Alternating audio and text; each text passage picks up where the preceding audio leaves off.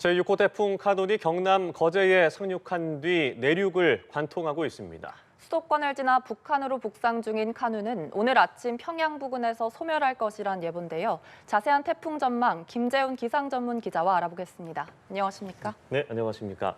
네, 태풍 카눈 어제 오전이었습니다. 지금 12시가 지났으니까 어제 오전에 경남 거제 부근에 상륙을 했고 상륙 당시부터 짚어보면 예상보다 좀 약하게 상륙을 했다고요?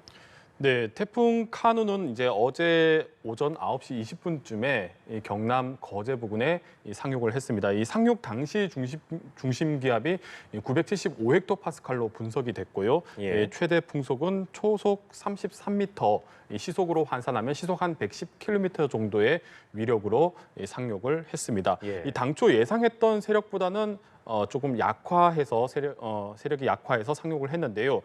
당초 태풍이 태풍 분류 기준으로는 강등급으로 상륙을 할 것으로 예상이 됐었는데 네. 중간 등급으로 상륙을 했습니다. 그런데 이제 뭐 큰 의미를 가질 수는 없는 게 이 예. 중등급에서도 최상단에 있는 세력으로 상륙을 했기 때문에 사실상 강등급에 준하는 세력으로 태풍이 상륙을 했다. 이렇게 좀 생각을 하시면 되겠고요. 예. 그래서 이제 태풍이 좀 예상보다 약하게 상륙을 했네. 이렇게 생각하실 수도 있는데 지금 태풍 카눈이 상륙했을 당시의 세력이 975헥토파스칼이라고 전해드렸는데요. 네. 2016년에 이제 영남 지역에 큰 피해를 안긴 태풍 차바가 예. 970헥토파스칼로 상륙을 했습니다. 이제 태풍은 중심 기압이 낮으면 낮을수록 세력이 강한 건데 차바와 거의 비슷한 수준으로 태풍이 상륙을 했기 때문에 약한 세력은 아니었다라고 지금 얘기를 드릴 수가 있겠습니다. 네, 그렇다면 현재 태풍은 어디까지 북상했고 세력은 좀 어떻습니까? 네, 태풍 카눈은 이제 경남 남해안에 상륙한 뒤에 이제 북서진, 그러니까 약간 비스듬하게 사선 방향으로 계속해서 이제 북상을 했고 내륙을 관통을 하고 있거든요. 예. 현재 태풍은 이제 서울 북동쪽에서 약 40km 지역을 지나고 있고요. 이 중심 기압은 992헥토파스칼로 분석이 되고 있습니다. 네. 상륙 당시에 이제 975헥토파스칼이었다라고 얘기를 드렸는데요. 많이 이 내륙을 약하군요. 통과하면서 세력이 꽤 많이 약화가 됐습니다. 예. 서울에는 이제 밤 10시경쯤에 이 북동쪽으로 30km까지 접근을 해서 최근접한 것으로 분석이 되고 있습니다. 지금 이제 태풍이 수도권을 지나서 이제 북한 쪽으로 북상을 하고 있기 때문에 제주와 남부지방은 태풍의 영향권에서 벗어났다라고 볼 수가 있겠고요. 그리고 이제 수도권 지역은 아직 태풍의 영향권에서는 들어는 있지만 이제 새벽에는 태풍이 북한으로 올라가기 때문에 차츰 영향에서 벗어난다라고 생각을 하시면 되겠습니다. 네. 지금 태풍이 이제 세력이 다소 약화를 하면서 강한 비구름의 중심부는 북한 쪽으로 이미 올라갔습니다. 그런데 이제 태풍의 중심 위치는 여전히 이제 서울과 가까이 있다고 전해드렸잖아요. 예. 그러니까 이제 강한 비구름은 북한 쪽으로 넘어갔는데 중심은 여전히 지금 남아있다. 수도권 쪽에 예. 있다는 얘기는 상층과 하층의 구조가 좀 분리가 되기 시작했다. 그러니까 태풍 중심부의 구조가 지금 무너지기 시작을 했다라고 보시면 됩니다. 그러니까 태풍이 빠르게 약화하고 있다고 보면 되는데 예상보다는 이제 태풍이 빠르게 약화를 하면서 당초 이제 태풍 카눈 같은 경우에는 이 한반도를 남북으로 종단을 할 것으로 예상이 됐었거든요. 네. 그런데 지금 예상보다는 빠르게 약화를 시작을 했고 그만큼 육상에서 이제 오랜 동안 마찰을 겪으면서 세력이 약해진 건데 당초 예상보다는 빠르게 소멸할 것으로 예상이 되고 있습니다. 그래서 이제 종단까지는 하지 못할 것으로 보여지고 오늘 아침이죠. 이제 오늘 아침 한 9시 정도에는 평양 부근에서 열대저하포로 약화, 그러니까 태풍으로서는 이 소멸 단계에 들어간다고 생각을 하시면 될 것 같습니다. 예, 이번 태풍 카눈 당초 예상보다는 조금 더 약화한 상태였지만 그래도 전국에 많은 비가 내리면서 피해를 입히기도 했습니다. 특히 영남 곳곳에 홍수특보가 내려진 곳도 있었는데 이 앞으로 비는 얼마나 내리는지 또 지역별로 말씀해 주면 좋을 것 같습니다. 네, 태풍 카눈이 북상하면서 이제 매우 많은 비가 쏟아졌습니다. 특히 예. 북상 속도가 느려서 이제 비가 많이 누적이 됐었는데요. 있는데요. 속초에는 이제 하루에만 400mm에 육박하는 비가 내렸고 경남 창원과 양산 지역에서도 300mm 안팎의 비가 관측이 됐습니다. 그리고 이제 영남 지방 그리고 동해안 지역을 중심으로 많은 비가 쏟아졌는데요. 이 태풍이 북상하기 전 단계, 그러니까 상륙하기 전 단계부터 전면에서 만들어진 강한 비구름의 영향을 1차적으로 받았고요.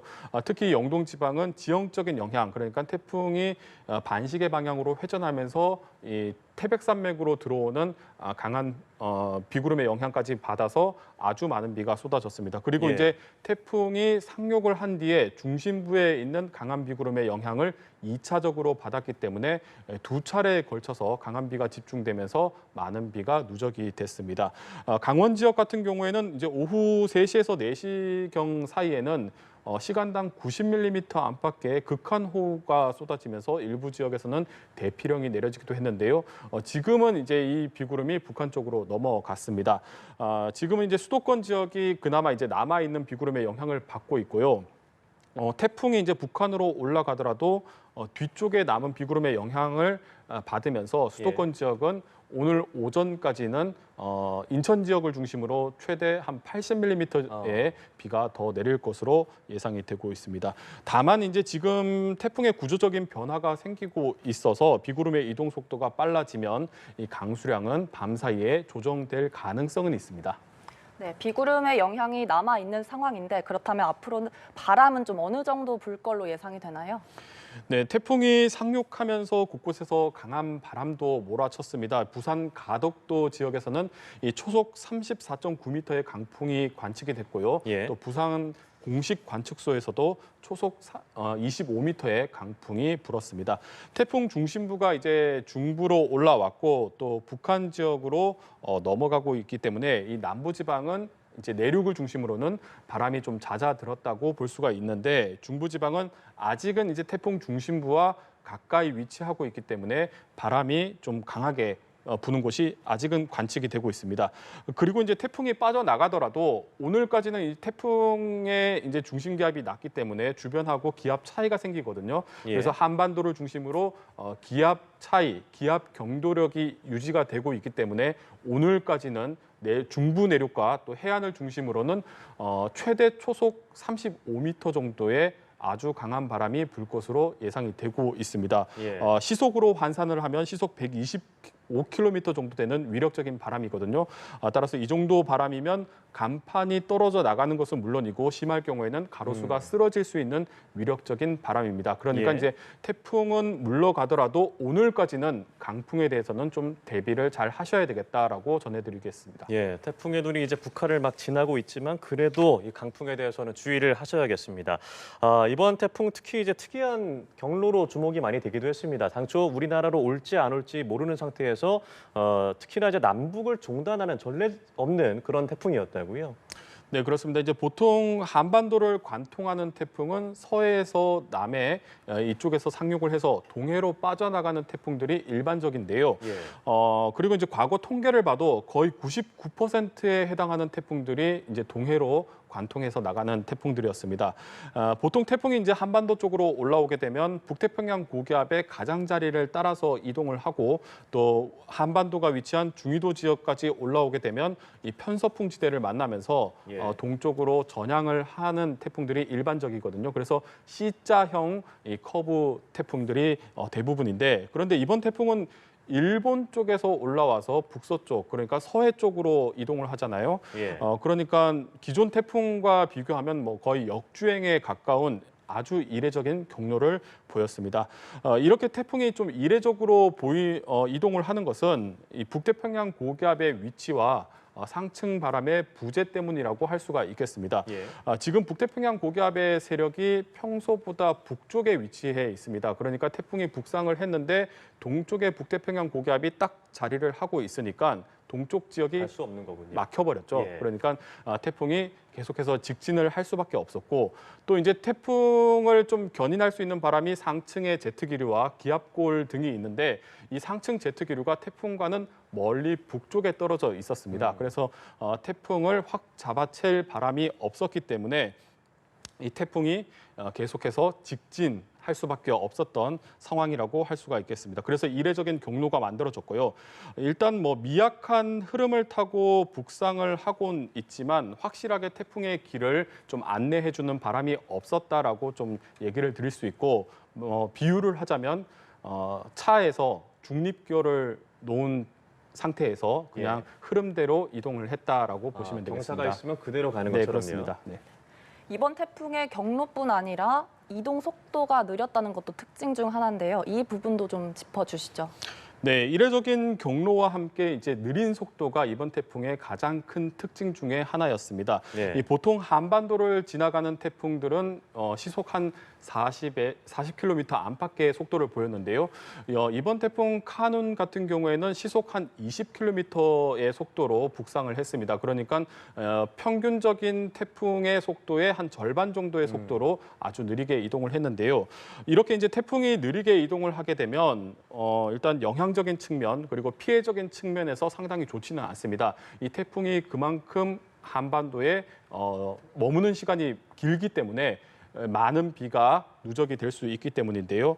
그래서 이제 12시간 정도 비바람이 불게 24시간, 24시간 동안 영향권에 들면서 비바람이 누적될 수 있는 환경에 들어갈 수 있기 때문입니다. 이 많은 분들이 좀 기억을 하실 텐데요. 2002년에 이 태풍 루사가 기록적인 폭우를 쏟았죠. 예. 그 태풍 루사가 이제 가장 큰 특징적인 게 굉장히 느리게 한반도를 관통을 했습니다. 태풍 루사가 한반도를 관통할 당시에 이 속도가 시속 한 15km 정도였거든요. 네. 근데 이번 태풍 카눈이 시속 한 20km 정도 되니까 태풍 루사와 비교했을 때도 크게 빠르지 않는, 그러니까 비슷한 아주 느린 속도로 한반도를 관통을 했다라고 보시면 되겠습니다. 그래서 네. 이제 태풍 카눈이 북상할 때 루사만큼 위험하다라는 얘기가 나온 것도 이 느린 속도 때문이었습니다. 태풍 루사도 그렇고 이번 카눈 태풍도 그렇고 천천히 이동했다고 하는데 천천히 이동하게 되는 이유는 무엇인가요? 네, 앞서 전해드렸지만 지금 태풍 주변에는 이 태풍을 확실하게 밀어주거나 당기는 그런 바람들이 없습니다. 이 바람을 이제 기상학에서는 지향류라고 부르는데요. 네. 지금 태풍은 동쪽에 북태평양 고기압 그리고 서쪽에는 티베트 고기압이 놓여 있습니다. 그런데 이 태풍이 두 고기압의 영향이 제대로 미치지 않는 그 중간 정도의 경로로 올라오고 있거든요. 그래서 이제 두 고기압 사이에서 이제 영향이 거의 없는 지역에서 들어오고 있는데 일종의 중립 지역이죠. 말의 안장처럼 이 움푹 패였다고 해서 이제 안장부라고 하는데 네. 이 안장부 지역에서 태풍이 아주 느리게 이동을 했습니다. 그리고 이제 두 고기압의 지향류를 받지를 못했다면 앞서 전해드렸지만 이 상층의 기압골이나 제트기류를 만나야 되는데 이 제트기류도 이 태풍과는 북쪽에 아주 멀리 떨어져 있었기 때문에 이 제트기류도 태풍이 타지를 못했습니다. 예. 사실 이번 태풍 카눈이 이제 기압골을 한번 탈 기회는 있었는데 이 일본 규슈 쪽에서 워낙에 느리게 북상을 하다 보니까 이 기압골을 탈 기회를 놓쳤습니다. 그래서 한번 기압골을 탈 기회를 놓치다 보니까 더 이게 지향류를 만날 수 있는 기회가 없었거든요. 비유를 하자면 이제 고속버스를 좀 놓쳐서 이 다음 버스를 타야 되는데 그 다음 버스가 지금 오지 않는다. 이렇게 좀 생각을 예. 하시면 됩니다. 그래서 정리를 하면 이 태풍을 확 잡아챌 바람이 없기 때문에 굉장히 느리게 이동을 했다라고 보시면 되겠습니다. 네, 또 이번 태풍의 경우 태풍의 오른쪽, 그러니까 위험 반원과 그리고 왼쪽인 가항 반원이 의미가 없다. 이런 분석도 있었고 전국이 위험 지역이다. 이런 이야기도 있었는데 왜 그런 건가요? 네, 보통 태풍이 이제 한반도 쪽으로 올라오게 되면 어느 지역이 위험 반원에 들어간다, 어느 지역이 가항 반원에 들어간다, 이런 얘기를 많이들 하시는데요. 이번 태풍 카눈 같은 경우에는 이 위험 반원, 가항 반원이 큰 의미가 없었던 태풍입니다. 예. 지금 그래픽을 통해서 이제 좀 나갔었는데 방금 전에 이 태풍 진행 방향의 오른쪽 반경이 위험 반원이라고 부르는데요.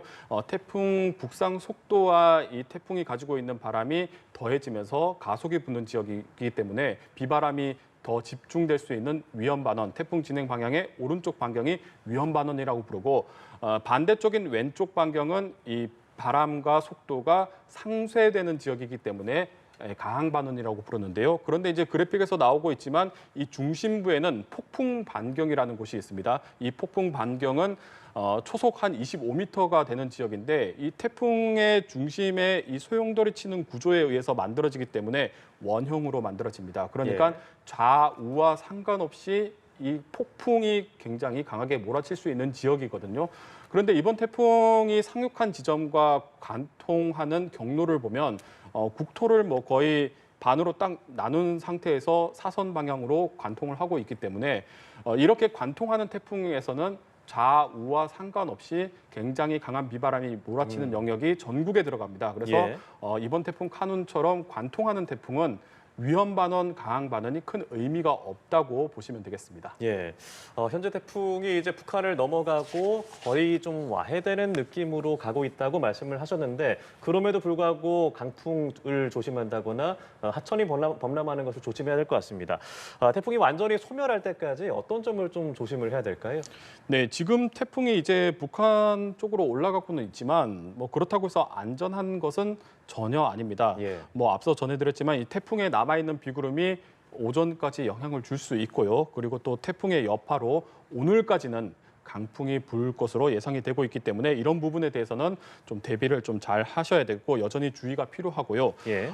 여전히 이제 이런 영향 부분이 어느 정도 마무리되는 오늘 오전까지는 뭐 되도록이면 불필요한 바깥 활동은 좀 자제하는 것이 좋겠고 그리고 이제 어제 연합뉴스 TV 제보로도 많이 들어왔는데요. 이 많은 비가 내려서 빗물이 역류를 하고 또 창원에서는 이 맨홀 뚜껑이 솟구치면서 버스를 뚫고 들어오는 사고가 있었거든요. 다행히 인명피해로는 이어지지는 않았지만 자칫 큰 사고가 발생할 수 있었습니다. 그러니까 이제 지금 남부지방과 강원 영동지방은 매우 많은 비가 쏟아지면서 이 뭐 도로 환경이나 시설물이 평소와는 좀 다르게 돼 있고 또 하천 범람 위험이 여전히 있습니다. 또 비는 그쳤지만 댐 방류 같은 것으로 인해서 하천 수위는 여전히 높게 유지되거나 오히려 더 높아질 수 있는 환경이거든요.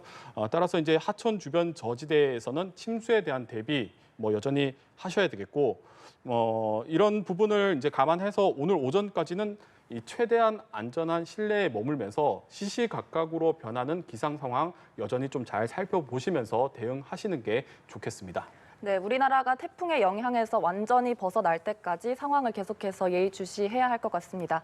지금까지 자세한 태풍 전망 김재훈 기상 전문 기자와 알아봤습니다. 고맙습니다. 네, 고맙습니다.